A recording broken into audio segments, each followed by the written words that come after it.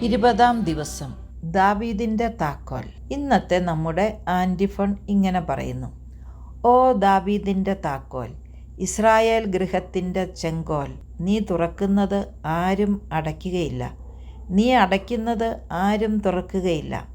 വേഗം വരൂ, ഇരുട്ടിലും മരണത്തിൻ്റെ നിഴലിലും ഇരിക്കുന്ന തടവുകാരെ മോചിപ്പിക്കാൻ വരൂ.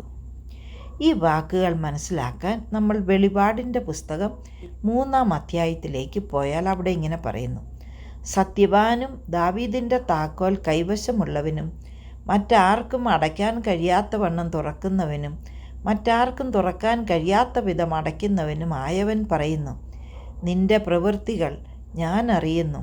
ഇതാ നിന്റെ മുൻപിൽ ആർക്കും പൂട്ടാൻ കഴിയാത്ത വിധം കിടക്കുന്ന ഒരു വാതിൽ ഞാൻ സ്ഥാപിച്ചിരിക്കുന്നു. നിന്റെ ശക്തി പരിമിതമാണ്, എങ്കിലും എൻ്റെ വചനം നിന്നിൽ ഉള്ളതിനാൽ ഞാൻ അവരെ നിന്റെ കാൽക്കൽ വരുത്തി കുമ്പിടിപ്പിക്കും. അങ്ങനെ ഞാൻ നിന്നെ സ്നേഹിച്ചുവെന്ന് അവർ ഗ്രഹിക്കും. സകല ഭൂവാസികളെയും പരിശോധിക്കാനായി ലോകത്തിൽ ഉണ്ടാകാനിരിക്കുന്ന പരീക്ഷണങ്ങളുടെ സമയത്ത് ഞാൻ നിന്നെ സംരക്ഷിക്കുകയും ചെയ്യും. പരീക്ഷകളിൽ ഉറച്ചു നിൽക്കണം എന്നുള്ള എൻ്റെ വചനം നീ കാത്തു. ഞാൻ വേഗം വരുന്നു. നിന്റെ കിരീടം ആരും കവർന്നെടുക്കാതിരിക്കാൻ നിനക്കായി കാത്തു സൂക്ഷിക്കുക. എന്താണ് ഇതിനൊക്കെ അർത്ഥം? സഭയുടെ ആദ്യകാലങ്ങളിൽ ക്രിസ്ത്യാനികൾ ഒരുപാട് സഹിക്കുകയും പരീക്ഷണകാലം അനുഭവിക്കുകയും ചെയ്ത അവസരത്തിൽ യഹൂദന്മാരായിരുന്നവർ അഹങ്കാരം നിറഞ്ഞ ചിന്താഗതി ഉണ്ടായിരുന്നു. ഞങ്ങൾ ദാവീദിൻ്റെ കുടുംബത്തിൽ ജനിച്ചവർ ആയതുകൊണ്ട് സ്വർഗത്തിൻ്റെ താക്കോൽ ഞങ്ങളുടെ കയ്യിലാണ്. അതുകൊണ്ട് യഹൂദമതം ഉപേക്ഷിച്ച് ക്രിസ്തീയ മതം സ്വീകരിച്ച ക്രിസ്ത്യാനികളോട് അവർക്ക് പുച്ഛവും പരിഹാസവുമായിരുന്നു. ഈ അവസരത്തിലാണ് വിശുദ്ധ യോഹന്നാനിലൂടെ ദൈവം മനുഷ്യരോട് ഇങ്ങനെ സംസാരിക്കുന്നത്: യഥാർത്ഥമായും സ്വർഗത്തിൻ്റെ താക്കോൽ ഈശോയുടെ കയ്യിലാണ്. അവനാണ് മരിച്ചവരിൽ നിന്നും ഉയർത്തെഴുന്നേറ്റത്. കവാടം നമുക്കായി തുറന്നത് അവനാണ്.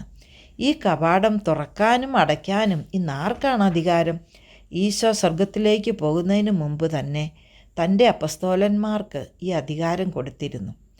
ഈശോ ഇങ്ങനെ പറഞ്ഞിരുന്നു: നിങ്ങൾക്ക് ഞാൻ എല്ലാ അധികാരവും തരുന്നു. പാപങ്ങൾ ക്ഷമിക്കാനും കെട്ടുകൾ വിടാനും വിടുവിക്കാനും ഉള്ള അധികാരം തരുന്നു. പത്രോസിനോട് പറഞ്ഞു: സ്വർഗത്തിൻ്റെ താക്കോൽ നിന്നെ ഞാൻ ഏൽപ്പിക്കുന്നു. നീ കെട്ടുന്നതെല്ലാം കെട്ടപ്പെടും, അഴിക്കുന്നതെല്ലാം അഴിക്കപ്പെടും. സ്മിർനയിലെ പള്ളിക്ക് എഴുതിയ കത്തുപോലെ പീഡനം നേരിടുന്ന ഒരു പാവപ്പെട്ട സമൂഹമായിരുന്നു ഫിലാഡൽഫിയയിലെ വിശ്വാസികൾ. അതിനാൽ തങ്ങൾ അനുഭവിക്കുന്ന പീഡനങ്ങൾ കാര്യമാക്കേണ്ടതില്ല. എല്ലാറ്റിനും അധിപനായ ക്രിസ്തു നിങ്ങളുടെ കൂടെ ഉണ്ട്. അവിടുന്ന് സങ്കടകാലങ്ങളിൽ നിങ്ങളുടെ ആശ്വാസമായി എന്നും നിങ്ങളുടെ കൂടെയുണ്ട് എന്നുള്ള ആശ്വാസവാക്കുകളാണ് യോഹന്നാനിലൂടെ ദൈവം അവർക്ക് കൊടുത്തത്. അതുകൊണ്ടാണ് ഈ ആഗമന കാലത്ത് മറ്റുള്ളവരാൽ ചവിട്ടപ്പെടുന്ന ഈ ലോകത്തിലെ അഹങ്കാരികളുടെ മുന്നിൽ ചവിട്ടി മെതിക്കപ്പെടുന്ന ക്രിസ്ത്യാനികൾ പ്രാർത്ഥിക്കുന്നത്: സ്വർഗത്തിൻ്റെ താക്കോലായ ഈശോയെ വരൂ, രക്ഷാകര രഹസ്യത്തിൻ്റെ അനുഗ്രഹം ഞങ്ങൾക്കായി തരൂ എന്ന്.